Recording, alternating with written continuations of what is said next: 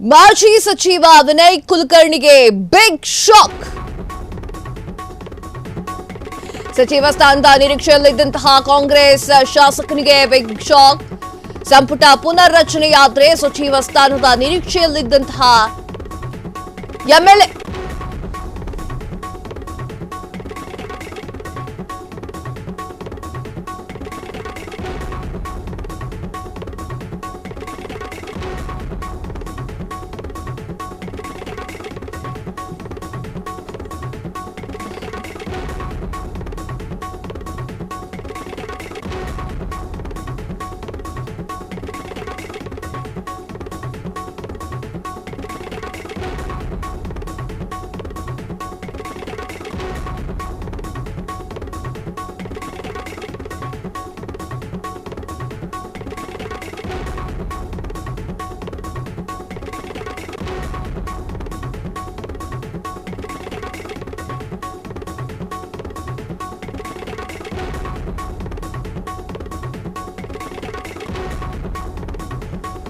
Supreme ಕೋರ್ಟ್ನ ದ್ವಿಸದಸ್ಯ ಪೀಠದಿಂದಲೇ ಜಾಮೀನು ರದ್ದು ಆದೇಶ.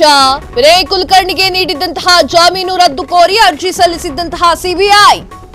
ಸಚಿವ ಸ್ಥಾನದ ನಿರೀಕ್ಷೆಯಲ್ಲಿದ್ದ ಕಾಂಗ್ರೆಸ್ ಶಾಸಕನಿಗೆ ಬಿಗ್ ಶಾಕ್.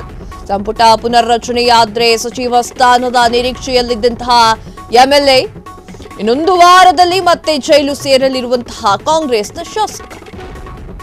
ಧಾರವಾಡ ಜಿಲ್ಲಾ ಪಂಚಾಯಿತಿ ಸದಸ್ಯ ಯೋಗೀಶ್ ಗೌಡ ಕೊಲೆ ಪ್ರಕರಣ 2016ರ ಈ ಪ್ರಕರಣ. ಇದು ಕಾಂಗ್ರೆಸ್ ಶಾಸಕ ವಿನಯ್ ಕುಲಕರ್ಣಿಗೆ ನೀಡಿದಂತಹ ಜಾಮೀನು ರದ್ದು. ಸುಪ್ರೀಂ ಕೋರ್ಟ್ನ ದ್ವಿಸದಸ್ಯ ಪೀಠದಿಂದಲೇ ಜಾಮೀನು ರದ್ದು ಆದೇಶ. ಸಚಿವ ಸಂಪುಟ ಪುನರ್ರಚನೆಯಾದ್ರೆ ಒಂದೊಳ್ಳೆ ಸಚಿವ ಸ್ಥಾನ ಸಿಗುತ್ತೆ ಅನ್ನುವಂತಹ ನಿರೀಕ್ಷೆಯಲ್ಲಿದ್ದಂತಹ ವಿನಯ್ ಕುಲಕರ್ಣಿ ಅವರಿಗೆ ಈಗ ಮತ್ತೆ ಶಾಕ್ ಮೇಲೆ ಶಾಕ್ ಶುರುವಾಗಿದೆ. ಯಾವ ವಿಚಾರಕ್ಕೆ ಶಾಕ್ ಶುರುವಾಗಿದೆ ಅನ್ನೋದ್ರ ಬಗ್ಗೆ ಈಗ ಕಂಪ್ಲೀಟ್ ಡೀಟೇಲ್ಸ್ ನೋಡ್ತಾ ಹೋಗೋಣ. 2016ರ ಈ ಒಂದು ಪ್ರಕರಣದಲ್ಲಿ ಆ ಒಂದು ಯೋಗೇಶ್ ಗೌಡ ಎನ್ನುವಂತಹ ಪ್ರಕರಣ ಆರೋಪಿ ಅಂತ ಹೇಳಿ ಪರಿಗಣಿಸಲಾಗಿದ್ದಂತಹ 2016ನೇ ಆ ಒಂದು ಇಸವಿಯಲ್ಲಿ ಆಗಿರುವಂತಹ ಹತ್ಯೆ ವಿನಯ್ ಕುಲಕರ್ಣಿ ಪಾತ್ರ ಇದೆ, ಯೋಗೇಶ್ ಗೌಡ ಅವರ ಹತ್ಯೆಯಲ್ಲಿ ವಿನಯ್ ಕುಲಕರ್ಣಿ ಅವರ ಪಾತ್ರ ಇದೆ ಅಂತ ಹೇಳಿ ಆರೋಪ ಮಾಡಲಾಗಿದೆ. ಎಸ್, ಈ ವಿಚಾರವಾಗಿ ಒಂದೊಂದೇ ಪಾಯಿಂಟ್ಸ್ ನೋಡ್ತಾ ಹೋಗೋಣ.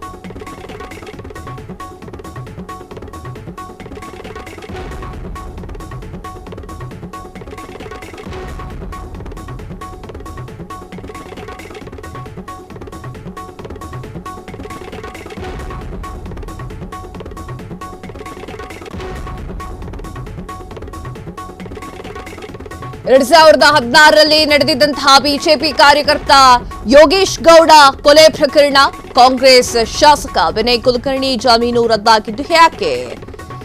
ಒಂದನೇದು, ಜಾಮೀನು ಪಡೆದು ಹೊರಬಂದ ಬಳಿಕ ಸಾಕ್ಷಿಗಳ ಮೇಲೆ ಪ್ರಭಾವ ಬೀರಲು ಯತ್ನ. 2, ಸಾಕ್ಷಿಗಳ ಮೇಲೆ ಪ್ರಭಾವ ಬೀರಿ ಕೊಲೆ ತನಿಖೆಯ ಹಾದಿ ತಪ್ಪಿಸುವ ಪ್ರಯತ್ನ. 3, ತಮ್ಮ ಪತ್ನಿಯ ಮೊಬೈಲ್ ಮೂಲಕ ಸಾಕ್ಷಿಗಳನ್ನ ಸಂಪರ್ಕಿಸಿದ್ದಂತಹ ವಿನಯ್ ಕುಲಕರ್ಣಿ.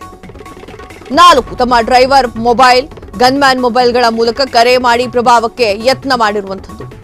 ಆದಷ್ಟು ಬೇಗ ಕೊಲೆ ಪ್ರಕರಣದ ತನಿಖೆ ವಿಚಾರವಾಗಿ ಮಾತನಾಡಿರುವಂಥದ್ದು. ಎಸ್ ವೀಕ್ಷಕರೇ,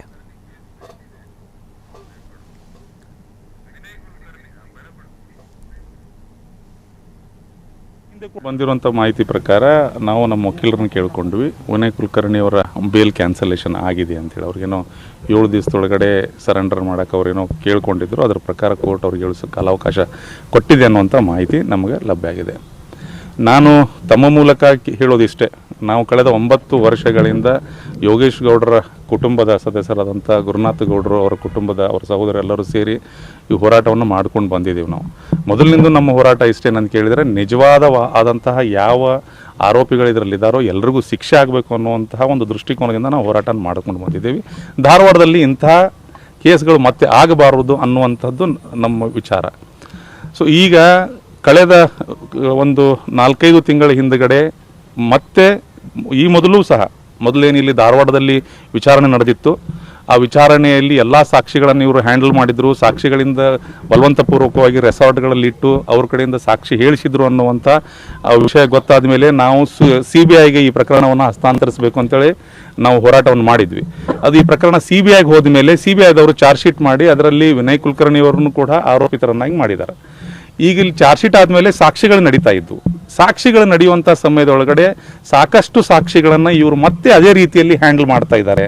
ಸಾಕ್ಷಿಗಳನ್ನು ಕರ್ಕೊಂಡು ಬಂದು ಹೋಟ್ಲಲ್ಲಿ ಇಟ್ಟು ಅವ್ರ ಕಡೆಯಿಂದ ಸಾಕ್ಷಿ ತಮ್ಗೆ ಹೆಂಗೆ ಬೇಕು ಹಂಗೆ ಸಾಕ್ಷಿಗಳನ್ನು ಹೇಳಿಸ್ತಾ ಇದ್ದಾರೆ, ಸಾಕ್ಷಿಗಳಿಗೆ ದುಡ್ಡು ಕೊಡ್ತಾ ಇದ್ದಾರೆ ಅನ್ನುವಂಥ ಮಾಹಿತಿ ನಮ್ಗೆ ಸಿಕ್ಕ ಮೇಲೆ ನಾವು ಯೋಗೇಶ್ ಗೌಡರ ಕುಟುಂಬದ ಸದಸ್ಯರು ಹೋಗಿ CBI ಅಧಿಕಾರಿಗಳಿಗೆ ನಮ್ಮ ಹತ್ರ ಏನು ಇನ್ಫಾರ್ಮೇಷನ್ ಇತ್ತು ಒಂದು ಬರಹದಲ್ಲಿ ಬರೆದು ಕೊಟ್ಟಿದ್ವಿ, ನಾವು ಅವ್ರಿಗೆ ಒಂದು ರಿಟರ್ನಲ್ಲಿ ಕೊಟ್ಟಿದ್ವಿ.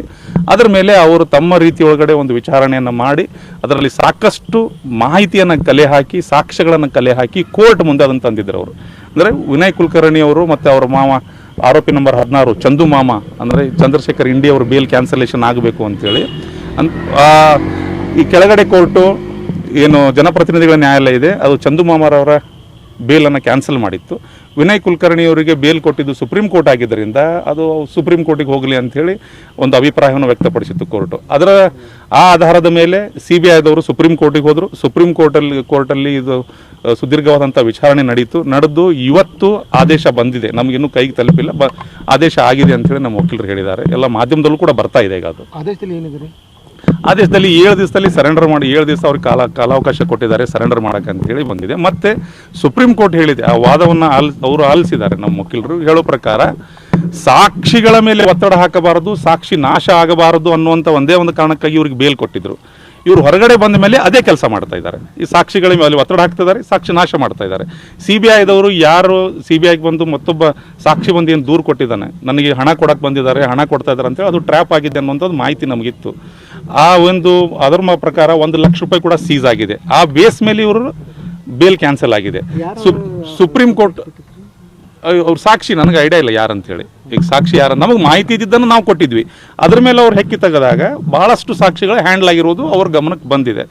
ಸೊ ಈಗ ಸುಪ್ರೀಂ ಕೋರ್ಟ್ ಏನು ಹೇಳಿದೆ ಅಂತ ಕೇಳಿದರೆ, ಸುಪ್ರೀಂ ಕೋರ್ಟ್ ಹೇಳಿರೋದು ನಮ್ಮ ವಕೀಲರು ಹೇಳೋದ ಪ್ರಕಾರ ಸಾಕ್ಷಿಗಳನ್ನು ಬಲವಂತವಾಗಿ ಹೇಳಿಸಬಾರ್ದು, ಸಾಕ್ಷಿಗಳ ಮೇಲೆ ಒತ್ತಡ ಹಾಕಬಾರ್ದು, ಯಾವುದೇ ಸಾಕ್ಷಿಗಳು ಹೆದರಬಾರದು, ಅವರು ಹೆದರಿಕೆ ಆಗಬಾರದು, ಅವರು ಯಾರಿಗೂ ಒತ್ತಡದಲ್ಲಿ ಮಣಿದನೆ ಬಂದು ಕೋರ್ಟ್ ಮುಂದೆ ಸಾಕ್ಷಿ ಹೇಳಬೇಕು ಅನ್ನುವಂಥ ಒಂದೇ ಒಂದು ಕಾರಣಕ್ಕಾಗಿ ವಿನಯ್ ಕುಲಕರ್ಣಿ ಅವರು ಬೇಲನ್ನು ಕ್ಯಾನ್ಸಲ್ ಮಾಡಿದ್ದಾರೆ ಅನ್ನುವಂಥ ಮಾಹಿತಿ ನನಗಿದೆ.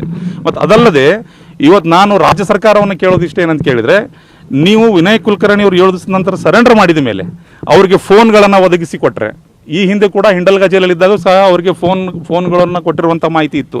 ಅವರು ಒಳಗಡೆ ಕೂತು ಕೂಡ ಸಾಕ್ಷಿಗಳನ್ನು ಹ್ಯಾಂಡಲ್ ಮಾಡ್ಬೋದು. ನಾವು ಹೇಳೋದು ವಿನಯ್ ಕುಲಕರ್ಣಿ ತಪ್ಪಿತಸ್ಥರಾಗಿದ್ದರೆ ಶಿಕ್ಷೆ ಆಗಲಿ, ಇಲ್ಲಾಂದರೆ ಬಿಡುಗಡೆ ಆಗಲಿ, ನಮ್ದೇನು ಅಭ್ಯಂತರ ಇಲ್ಲ. ಆದರೆ ನೀವು ನಿಮ್ಗೆ ಅದರಲ್ಲಿ ಏನೋ ನಿಮ್ಮದು ಪಾತ್ರನೇ ಇಲ್ಲ ಅಂತ ಹೇಳಿದ ಮೇಲೆ ನೀವು ಸಾಕ್ಷಿಗಳನ್ನ ಯಾಕೆ ಹ್ಯಾಂಡಲ್ ಮಾಡ್ತಾ ಇದ್ದೀರಿ? ಸಾಕ್ಷಿಗಳ ಮೇಲೆ ಒತ್ತಡ ಯಾಕೆ ಹಾಕ್ತಾ ಇದ್ದೀರಿ? ಸಾಕ್ಷಿಗಳಿಗೆ ದುಡ್ಡು ಯಾಕೆ ಕೊಡ್ತಾ ಇದ್ದೀರಿ? ಈಗ ಅವ್ರ ಮನೆಯಲ್ಲಿ ಕೆಲಸ ಮಾಡೋರು ಅವರೆಲ್ಲ ಅದರಲ್ಲಿ ಸಿಕ್ಕ ಹಾಕ್ಕೊಂಡಿದ್ದಾರೆ ಅನ್ನುವಂಥ ಮಾಹಿತಿ ಇದೆ. ಅದಲ್ಲದೆ ಈ ನಾವು ಮತ್ತು ಗುರುನಾಥ ಗೌಡರು ತಮ್ಮ ಮೂಲಕ ಕೇಳೋದೇನಂತ ಕೇಳಿದರೆ, ಸಾಕ್ಷಿಗಳಲ್ಲಿ ನಾವು ಮನವಿ ಮಾಡ್ಕೊತೀವಿ, ಯಾರ್ಯಾರು ಸಾಕ್ಷಿಗಳಿಗೆ ಬಾಕಿ ಇದ್ದಾವೋ ಅವರೆಲ್ಲರೂ ಮುಕ್ತವಾಗಿ ಬಂದು ಹೇಳಲಿ, ಯಾರಿಗೂ ಹೆದರೋ ಅವಶ್ಯಕತೆ ಇಲ್ಲ. ಇವತ್ತು ನ್ಯಾಯಾಲಯ ಅವ್ರ ಪರವಾಗಿ ನಿಂತಿದೆ. ನ್ಯಾಯಾಲಯ ಯಾರು ಸಾಕ್ಷಿಗಳ ಮೇಲೆ ಒತ್ತಡ ಹಾಕ್ತಾರೋ ಅವ್ರನ್ನ ಜೈಲಿಗೆ ಕಳಿಸ್ತಾ ಇದೆ. ಸೊ ಅವ್ರು ಬಂದು ಮುಕ್ತವಾಗಿ ಹೇಳಬೇಕು. ಅಲ್ಲದೇ ರಾಜ್ಯ ಸರ್ಕಾರ ಕೂಡ ಇದರಲ್ಲಿ ಬಹಳಷ್ಟು ಕೆಲಸ ಮಾಡಿದೆ ವಿನಯ್ ಕುಲಕರ್ಣಿಯವರ ಪರವಾಗಿ. 164 ಸ್ಟೇಟ್ಮೆಂಟ್ ಏನು ಕೊಟ್ಟಿರ್ತಾರೆ. ಒಬ್ಬ ಪೊಲೀಸ್ ಅಧಿಕಾರಿ ಶಿವಾನಂದ್ ಚಲವಾದಿ ಅಂತ ಒಬ್ಬರು ACP ಪೊಲೀಸ್ ಅಧಿಕಾರಿಗೆ ಯಾವ ಹೆದರಿಕೆ ಇದೆ? ಪೊಲೀಸ್ ಅಧಿಕಾರಿ ಒಬ್ಬರು 164 ಸ್ಟೇಟ್ಮೆಂಟ್ ಕೊಟ್ಟಾದ ಮೇಲೆ ಕೋರ್ಟಲ್ಲಿ ಬಂದು ಹಾಸ್ಟೆಲ್ ಆಗ್ತಾರೆ. ಅವರ ಮೇಲೆ ಕ್ರಮ ಕೈಗೊಳ್ಳಕ್ಕಂತ ಹೇಳಿ CBIದವರು ಯಾರ್ಯಾರು 164 ಸ್ಟೇಟ್ಮೆಂಟನ್ನು ಕೊಟ್ಟು ಹಾಸ್ಟೆಲ್ ಆಗಿದ್ದಾರೆ. ಈಗ ಸದ್ಯ ಶಿವಾನಂದ್ ಚಲವಾದಿ ಅವರ ಮೇಲೆ ಫರ್ಜೂರಿ ಕೇಸ್ ದಾಖಲು ಮಾಡಿದ್ದಾರೆ. ಆಲ್ರೆಡಿ ಫರ್ಜೂರಿ ಕೇಸ್ ದಾಖಲು ಮಾಡಲಿಕ್ಕೆ ಅವರು ಮನವಿಯನ್ನು ಕೂಡ ಸಲ್ಲಿಸಿದ್ದಾರೆ ಕೋರ್ಟಿಗೆ. ಅದು ಕೋರ್ಟ್ ಏನು ಡಿಸೈಡ್ ಮಾಡುತ್ತೆ. ಇದನ್ನು ನಾನು ಒಂದೇ ಹೇಳಕ್ಕೆ ಬಯಸ್ತೀನಿ, ರಾಜ್ಯ ಸರ್ಕಾರ ಇದರಲ್ಲಿ ಬಹಳ ಮುತುವರ್ಜಿಯನ್ನು ವಹಿಸಬಾರದು. ರಾಜ್ಯ ಸರ್ಕಾರ ಇದು ಫೇರ್ ಟ್ರಯಲ್ ಆಗಕ್ಕೆ ಬಿಡಬೇಕು. ಈಗ ನೋಡಿ, ಈಗ ಡಿಪಾರ್ಟ್ಮೆಂಟಲ್ ಎನ್ಕ್ವೈರಿ ನಡೀತಾ ಇದೆ ಪೊಲೀಸ್ ಕಮಿಷನರ್ ಆಫೀಸಲ್ಲಿ. ಡಿಪಾರ್ಟ್ಮೆಂಟಲ್ ಎನ್ಕ್ವೈರಿ ಈಗ ಟಿಂಗರಿಕರ್ ಅವ್ರ ಮೇಲೆ ಏನು ಆರೋಪಗಳಿದೆ ಅದನ್ನು ಅದು ಸತ್ಯನೂ ಸುಳ್ಳು ಅಂತೇಳಿ ಒಂದು ಎನ್ಕ್ವೈರಿ ನಡೀತಾ ಇದೆ. ಅಲ್ಲಿ ಏನು ಸಾಕ್ಷಿ ನಡೀತಾ ಇದೆ, ಈಗ ಐ ವಿಟ್ನೆಸ್ಗಳ ಸಾಕ್ಷಿ ನಡೀತಾ ಇದೆ ಅಲ್ಲಿ ಟ್ರಯಲ್ ಕೋರ್ಟಲ್ಲಿ, ಜನಪ್ರತಿನಿಧಿ ನ್ಯಾಯಾಲಯ. ಅದೇ ಸಮಯದಲ್ಲಿ ಅದೇ ಸಾಕ್ಷಿಗಳನ್ನು ಇಲ್ಲಿ ಕರೀತಾರೆ ಅವರು ಕಮಿಷನರ್ ಆಫೀಸ್ಗೆ. ಅಂದರೆ ಅವ್ರ ಮೇಲೆ ಹೊರಗಡೆಯಿಂದ ಒತ್ತಡ ಹಾಕುವಂಥ ಒಂದು ಪ್ರಯತ್ನ. ಸೊ ನಾನು ನಿಮ್ಮ ಮೂಲಕ ಮನವಿ ಮಾಡ್ಕೋತೀವಿ, ಆ ಡಿಪಾರ್ಟ್ಮೆಂಟಲ್ ಎನ್ಕ್ವೈರಿಯನ್ನು, ಈ ಎನ್ಕ್ವೈರಿ ಏನು ಇದು ಕೋರ್ಟಲ್ಲಿ ಏನು ಟ್ರಯಲ್ ನಡೀತಾ ಇದೆ ಇದು ಮುಗಿಯೋವರೆಗೂ ನಿಲ್ಲಿಸಬೇಕು ಅಂತ ನಾನು ಮನವಿ ಮಾಡ್ಕೋತೀನಿ. ಇವತ್ತು ಹಿಂದೆ ಬೇಲ್ ಕೊಡಬೇಡ್ರಿ ಅಂತ ಹೇಳಿದ್ರು ಸುಪ್ರೀಂ ಕೋರ್ಟ್ ಕೊಡ್ತೀವಿ. ಇವತ್ತು ಅದೇ ಸುಪ್ರೀಂ ಕೋರ್ಟಿಗೆ ನಾವು ಮತ್ತೆ ಹೊಳ್ಳಿ ಬೇಲ್ ಕ್ಯಾನ್ಸಲ್ ಮಾಡಿರಿ ಅಂತೇಳಿ ನಾವು ಜಿಲ್ಲಾ ನ್ಯಾಯಾಲಯಕ್ಕೆ ಹಾಕಿದಾಗ ಜಿಲ್ಲಾ ನ್ಯಾಯಾಲಯದವ್ರಿಲ್ಲ, ನಮಗೆ ಸುಪ್ರೀಂ ಕೋರ್ಟ್ ಬೇಲ್ ಆಗಿರೋದ್ರಿಂದ ನಮಗೆ ಇಲ್ಲಿ ಬೇಲ್ ಕ್ಯಾನ್ಸಲ್ ಮಾಡೋಕ್ಕೆ ಬರೋದಿಲ್ಲ, ನೀವು ಸುಪ್ರೀಂ ಕೋರ್ಟ್ಗೆ ಹೋಗ್ರಿ ಅಂತೇಳಿ ನಮಗೆ ಒಂದು ಇದನ್ನು ಮಾಡಿದರು. ಅದ್ರ ಪ್ರಕಾರ ನಾವು CBI ದವ್ರು ಸುಪ್ರೀಂ ಕೋರ್ಟ್ಗೆ ಹೋಗಿ ಸರಿಯಾದ ದಾಖಲೆಗಳನ್ನು ಇದನ್ನು ಮಾಡಿದ್ರಿಂದ ಇವತ್ತು ವಿನಯ್ ಕುಲಕರ್ಣಿ ಅವ್ರನ್ನ ಬೇಲ್ ಕ್ಯಾನ್ಸಲ್ ಆಗಿದೆ. ಅದೇ ಪ್ರಕಾರ ಎಲ್ಲ ಸಾಕ್ಷಿಗಳು ಯಾರಿಗೂ ಹೆದರದಂಗೆ ಏನು ಸತ್ಯ ಐತಿ ಆ ಸತ್ಯನ ಸರಿಯಾಗಿ ಹೇಳಿ ನಮ್ಮ ತಮ್ಮನ ಸಾವಿಗೆ ನ್ಯಾಯ ಕೊಡಲಿ ಅನ್ನುವಂಥದ್ದನ್ನು ನಾನು ಕ್ಷಣ ಕ್ಷಣದ ಸುದ್ದಿಗಳಿಗಾಗಿ ಫ್ರೀಡಂ ಟಿವಿ ಸಬ್ಸ್ಕ್ರೈಬ್ ಮಾಡಿ, ಲೈಕ್ ಮಾಡಿ ಹಾಗೂ ಫಾಲೋ ಮಾಡಿ. ಹೊಸ ಸುದ್ದಿಗಳ ನೋಟಿಫಿಕೇಶನ್ಗಾಗಿ ಬೆಲ್ ಐಕಾನ್ ಮೇಲೆ ಕ್ಲಿಕ್ ಮಾಡಿ.